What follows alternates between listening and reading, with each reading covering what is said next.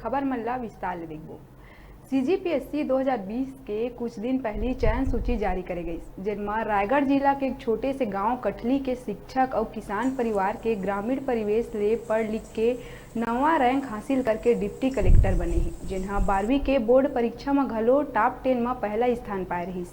वो होनहार के नाम है विकास चौधरी, जेखर ले न्यूज़ 36 रिपोर्टर मोहन नायक हा गोट बात करे है। तावा देखथन का कहना है ओखर। डिप्टी कलेक्टर के रूप में चयनित हुए हैं।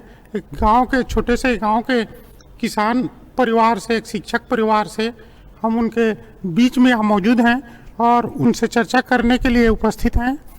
तो मैं उनके परिचय के लिए उन्हीं से बात करना चाहूँगा। आप थोड़ा अपना परिचय देंगे?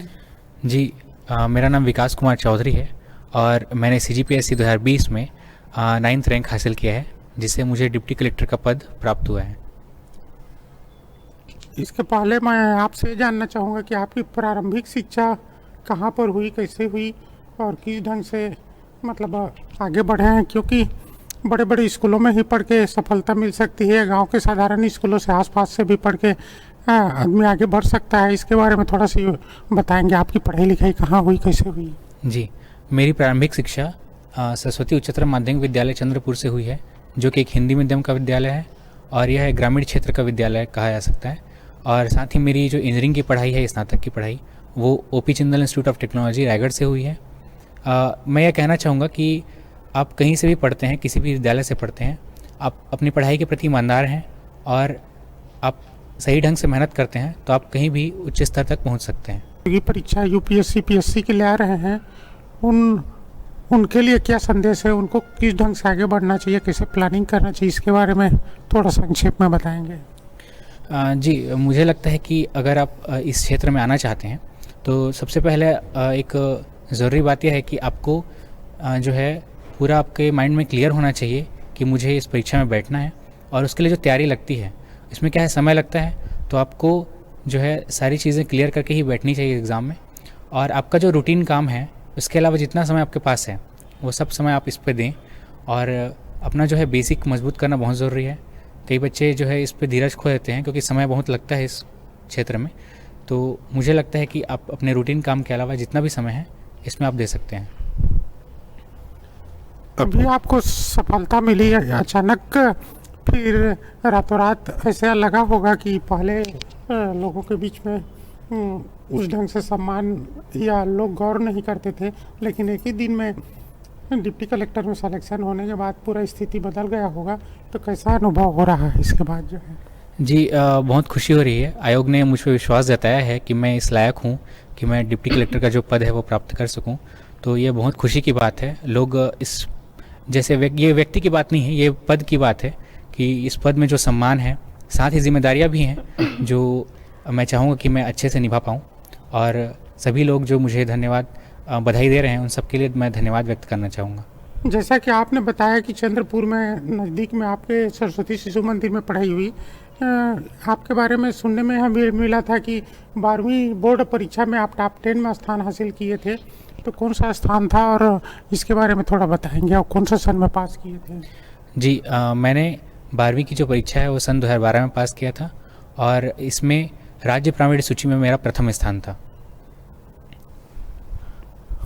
जैसा कि इन्होंने बताया कि टॉप 10 में प्रथम स्थान था और सिविल सर्विसेज परीक्षा में भी सफलता मिली है, तो आप किस ढंग से पढ़ाई किए, क्या लक्ष्य रखे थे? इंजीनियरिंग से फिर प्रशासनिक सेवा में आने का कैसा सोच पैदा हुआ, इसके बारे में थोड़ा बताएंगे? जी, हमारे क्षेत्र से श्री ओपी चौधरी जी जब आईएएस बने थे तो उनके कार्य से शैली से मैं बहुत प्रभावित हुआ और अपने इंजीनियरिंग की पढ़ाई के दौरान ही मुझ में सिविल सेवा के प्रति जो है भाव जागृत हुआ। इसके बाद ही मैंने सिविल सेवा की तैयारी प्रारंभ की थी। जैसे अभी बहुत सारे बच्चे पीएससी में यूपीएससी की तैयारी कर रहे हैं, पीएससी की कर रहे हैं, अन्य प्रतियोगी परीक्षाओं की तैयारी कर रहे हैं, उनके बारे में उनको क्या संदेश देना चाहेंगे, किस तरह की तैयारी करनी चाहिए? जी, मैं तो यही कहना चाहूँगा उनसे कि सबसे पहले ज़रूरी है कि आप अपने प्रति ईमानदार रहें, अपनी क्षमताओं को पहचानें और उसके साथ ही आपको धीरज रखना बहुत ज़रूरी है। ये जो परीक्षाएं हैं इसमें बहुत समय लगता है, तो आप पेशेंस के साथ तैयारी करते जाएं और अपने मेहनत पर विश्वास करें। आप अपने इस सुदीर्घ अनुभव में लंबे समय तक तैयारी करते रहे, इसमें कहीं ऐसा स्थिति भी आया होगा कि कभी लगा होगा कि बहुत मेहनत के बाद भी सफलता मिलना मुश्किल है, या ऐसा कहीं निराशा का दौर या कुछ हुआ हो, ऐसा कुछ क्षण आया होगा? जी कई बार ऐसा आया है। जब मेरी प्रीलिम्स का एग्ज़ाम मैंने पास नहीं कर पाया था, तब मुझे लगा था कि मुझे इस परीक्षा में सफलता मिलने में मुश्किल होगी और मैं इस परीक्षा से पीछे हटने ही वाला था। पर मैंने फिर सोचा कि धीरज के साथ मैं फिर से इस परीक्षा में बैठूं और इस बार मुझे CGPSC 2020 में 9th रैंक हासिल हुआ।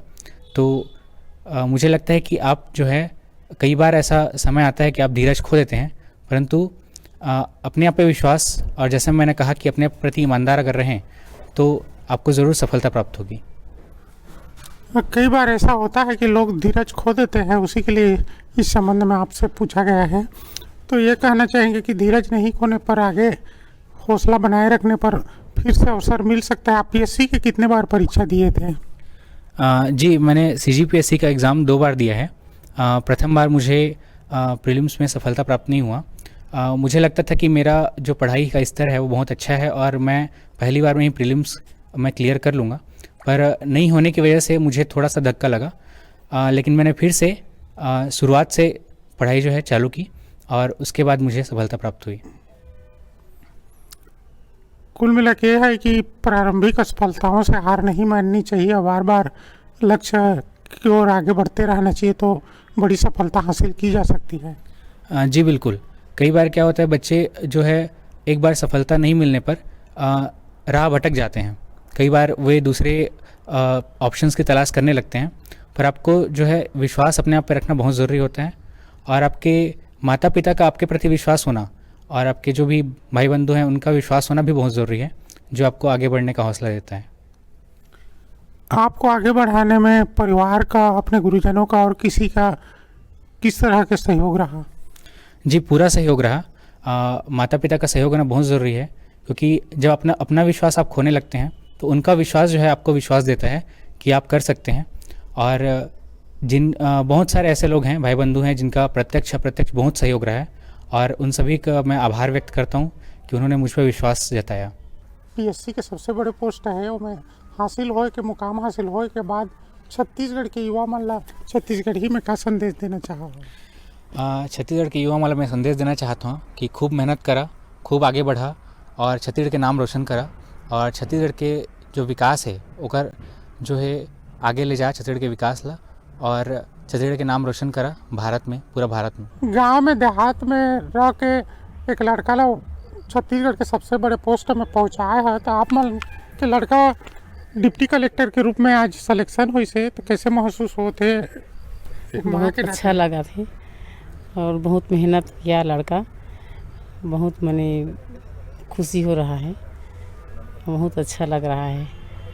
खुशी के अनुभव होते, जो लड़का अच्छा धैर्य, मेहनत और परिश्रम करके जो सफलता पाया है।